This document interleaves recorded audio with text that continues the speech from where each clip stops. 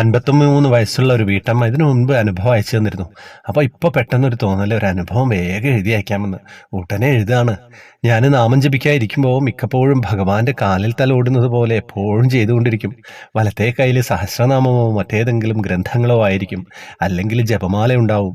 ഇടത്തെ കൈ കൊണ്ടാണ് വായുവിൽ ഇങ്ങനെ തഴുകിക്കൊണ്ടിരിക്കുക. പെട്ടെന്നാണ് എനിക്ക് എൻ്റെ കയ്യിൽ ഭഗവാന്റെ കാലിൽ സ്പർശിക്കാൻ കഴിഞ്ഞതുപോലെ തോന്നിട്ടോ.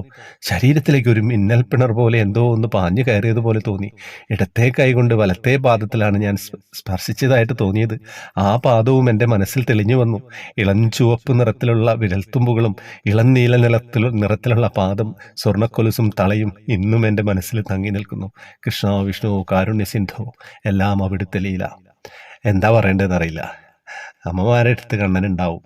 അമ്മമാർക്ക് ഇത് തന്നെയല്ലേ പണി. കണ്ണനെ ഇങ്ങനെ തലോടിക്കൊണ്ടിരിക്കുക, ഗ്രന്ഥങ്ങളൊക്കെ വായിക്കുക, മറ്റുള്ളവർക്ക് വേണ്ടി സ്വയം എരിഞ്ഞു തീരുക എന്നൊക്കെ പറയില്ലേ, അതാണ് അമ്മമാരുടെ ഒരവസ്ഥ. എന്താ കഥ, ഒന്നും പറയാനില്ല. ഇതെല്ലാം കണ്ടും കേട്ടും കൊണ്ട് അച്ഛന്മാരും ഒക്കെ ഇരിക്കുന്നുണ്ട് കേട്ടോ.